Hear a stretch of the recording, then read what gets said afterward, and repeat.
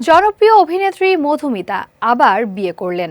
খবরটি শুনে অনেকেই চমকে উঠলেও ঘটনা আদতে এক্কেবারে সত্যি। তবে কোনো নতুন মানুষের সঙ্গে নয়, নিজের স্বামী দেবমাল্য চক্রবর্তীর সঙ্গেই আরও একবার বিয়ের পিঁড়িতে বসলেন ছোট পর্দার পাখি খ্যাত এই অভিনেত্রী। সম্প্রতি জীবনের এক নতুন অধ্যায় নথিবদ্ধ করলেন এই তারকা জুটি। ধুমধাম করে সামাজিক বিয়ের 4 মাস পর এবার আইনি বিয়ে সারলেন মধুমিতা ও দেবমাল্য।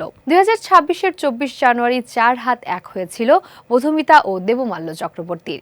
সেই সময় পরিবার ও ঘনিষ্ঠ বন্ধুদের উপস্থিতিতে বেশ ধুমধাম করেই 7 পাকে ঘুরেছিলেন তারা। অভিনেত্রীর জীবনের এটি দ্বিতীয় বিয়ে হয়, তা নিয়ে অনুরাগীদের উৎসাহ ছিল চোখে পড়ার মতো।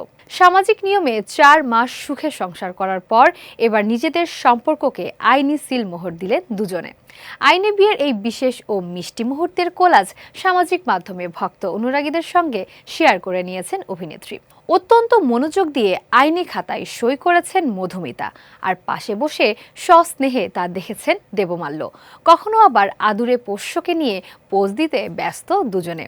এই সুন্দর ছবিগুলো শেয়ার করে ক্যাপশনে মধুমিতা লিখেছেন, লিগ্যালি ইয়োর্স। বড় কোনো জাঁকজমক ছাড়াই অত্যন্ত ঘরোয়া আবহে সম্পন্ন হয়েছে এই আইনি বিয়ের পর্ব।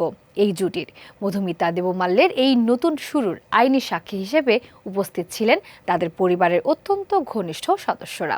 সামাজিক মাধ্যমে ছবিগুলো আসতেই নতুন দম্পতিকে ভালোবাসায় ভরিয়ে দিয়েছেন টলিপাড়ার সহকর্মী থেকে শুরু করে ভক্ত অনুরাগী সহ নেটিজেনরা।